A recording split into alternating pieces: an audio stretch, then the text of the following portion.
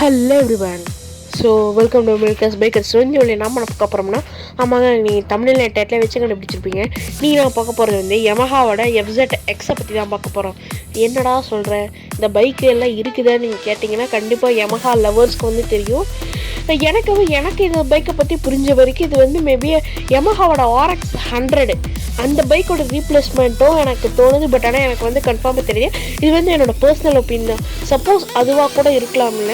இது வந்து ஒரு க்ரூசர் பைக் கேட்டகரியில் வருது. அதே மாதிரி இது வந்து நேக்கடு பைக்கு தாங்க, அதாவது வந்து ஏரோடைனமிக் எல்லாம் கிடையாது. சரி வாங்க பைக்கை பற்றி நம்ம டீட்டெயிலாக பார்க்கலாம். இந்த பைக் வந்து நமக்கு 1,24,000 ஸ்டார்ட் ஆகுதுங்க. அதாவது வந்து 1,24,000 ஸ்டார்ட் ஆகுது. இந்த பைக் வந்து நமக்கு எத்தனை சிசின்னு பார்த்துக்கிட்டோம்னா 149 சிசிங்க. அதாவது 150cc செக்மெண்ட் கேட்டகரியில் வந்து இந்த பைக் வந்து வருது. நமக்கு என்ஜின் வந்து பார்த்துக்கிட்டோம்னா ஏர் கூல்டுங்க. ஏர் கூல்டு 4 ஸ்ட்ரோக் கொடுக்குறாங்க, 2 வால்வ் என்ஜின்னு.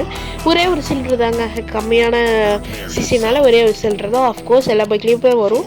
மேக்ஸிமம் பவர் என்னென்னு பார்த்துக்கிட்டோம்னா 12.4 PS தான், அதாவது 7,250 RPMத்தில்.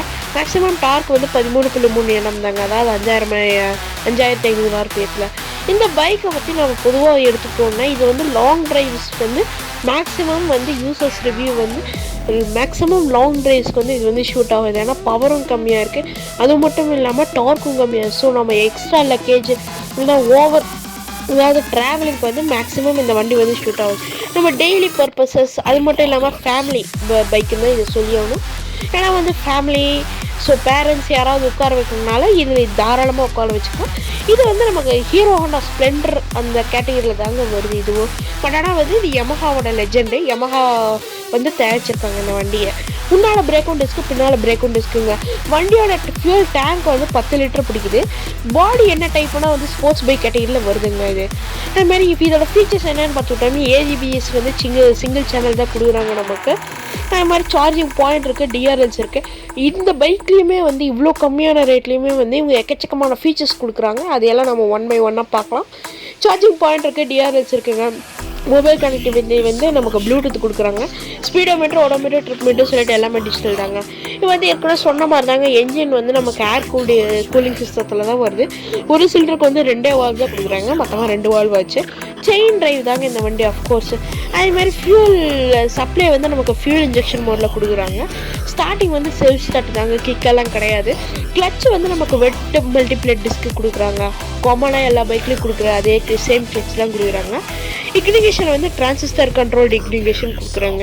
டிரான்ஸ்மிஷன் வந்து மேனுவலு. எத்தனை கியர் பாக்ஸ் வந்து 5 ஸ்பீடு தான் கொடுக்குறாங்க. இந்த 200cc கீழே இருக்கிற வண்டியில் கொடுக்குற அதே இது பேட்டர்னு தாங்க. எமிஷன் வந்து நமக்கு BS6 வருது.